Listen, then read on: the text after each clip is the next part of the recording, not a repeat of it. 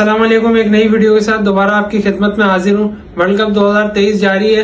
शानदार जीत पाकिस्तान की, लेकिन अब बहुत देर हो चुकी है। जिस तरह जो है वो पाकिस्तान ने 4 मैचेस हारने के बाद कमबैक किया, फकर जमान का कमबैक हुआ अच्छा, और उन्होंने आते ही जो है वो इंटेंट शो की। जिस चीज की कमी थी पाकिस्तान टीम में वो अब नजर आ रही है पूरी होती हुई एज एन ओपनर। मुझे नहीं समझ में आई कि पहले ये बाबर आजम अपने पर्ची इमामुल हक को क्यों खिलाता रहा, मेरी तो समझ से बाहर है। उसके बाद आपको जब ये देखना है कि आपका रन रेट प्लस में आ रहा है तो आप बल्ला पकड़ के नंबर 3 पे आ जाते हो, रिजवान नंबर 4 पे आ जाता है। भाई ये मैच आपका जीता हुआ था।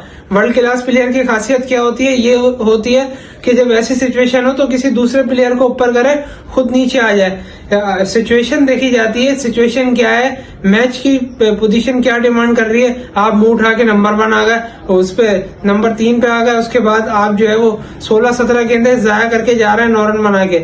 वही आप 16-17 गेंदों पे 20-25 रन कर देते तो हो सकता है कि ये टारगेट 28 ओवर में भी जो है वो चेज हो जाता। हेड्स आउट टू फकर जमान, जिस तरीके से उन्होंने कमबैक किया, शानदार कमबैक था उनका। टॉस जीता बांग्लादेश ने आज और पहले बैटिंग का फैसला किया। शुरू में जो स्पेल जो हम मिस कर रहे थे शाहीन की न्यू बॉल से, वो आज नजर आया। जो 3 विकेट उनकी गिरी थी 50 के अंदर, जिससे जो है वो बांग्लादेश को थोड़ा सा डर लगा। उसके बाद 100 रन तक पार्टनरशिप लगी, फिर इफ्तिखार ने ब्रेक थ्रू दिलवाया, जिस तरह रिटर्न दाऊद आउट हुए। बीच में फिर छोटी सी पार्टनरशिप लगी महमूदुल्लाह की, उसके साथ शाकिब की। लेकिन जो शाहीन का सेकंड स्पेल था, वसीम जूनियर का और हारिस रऊफ का जो सेकंड स्पेल था, इस स्पेल ने जो है बांग्लादेश को 200 रन तक रिस्ट्रिक्ट किया। मुझे ऐसा लगता है कि बांग्लादेश को पाकिस्तान को 160-170 पे रोकना था। उसकी वजह यह है कि अगर आप फास्ट बॉलर्स देखें, जो वसीम जूनियर 8 ओवर, उनके 2 ओवर बाकी थे जब इनिंग खत्म हुई। उसके बाद हारिस रऊफ 8 ओवर, उनके भी 2 ओवर बाकी थे। तो क्यों बाबर आजम जो है वो इफ्तिखार से उन्होंने पूरे ओवर करवाए जब फास्ट बॉलर विकेट ले रहे थे? क्यों बाबर आजम ने उसामा मीर से पूरे ओवर करवाए जब फास्ट बॉलर विकेट ले रहे थे? जिस टाइम पे 5वीं विकेट महमूदुल्लाह की गिरी थी, अगर आप वहीं पे फास्ट बॉलर के ओवर फिनिश करवाते तो हो सकता है कि 160-170 में भी पैक हो जाते।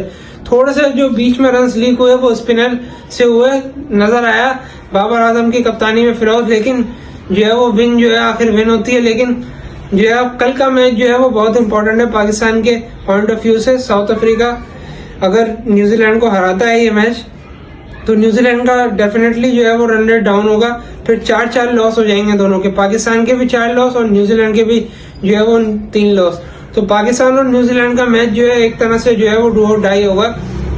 न्यूजीलैंड अगर वो मैच जीत गया तो डेफिनेटली वो क्वालिफाई कर जाएगा और पाकिस्तान बाहर हो जाएगा। अगर पाकिस्तान वो मैच जीत गया तो फिर जो है वो रन रेट पे बात आएगी।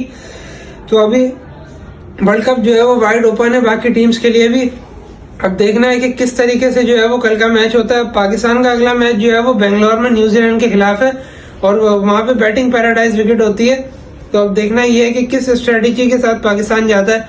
अगर पहले बैटिंग करते हैं तो फकर जमान का फिर ऊपर से चलना बहुत जरूरी होगा।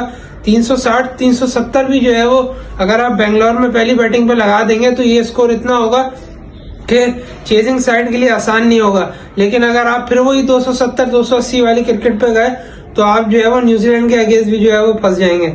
जीत गए, मैं भी मानता हूँ, अप्रिशिएट करता हूँ आपकी जीत को, लेकिन ओवर एक्साइटेड होने की जरूरत नहीं है क्योंकि अभी आपकी सिचुएशन बिल्कुल आसान नहीं है कि आप बहुत आसानी से जो है वो सेमीफाइनल में जा रहे हैं। मेरे चैनल हसन वकार को लाइक कर दिएगा, सब्सक्राइब कर दिएगा, बेल आइकन प्रेस कर दिएगा। ऐसा करने से आपको तमाम वीडियोस बजाय नोटिफिकेशन मौसूल हो जाएंगे। अल्लाह हाफिज।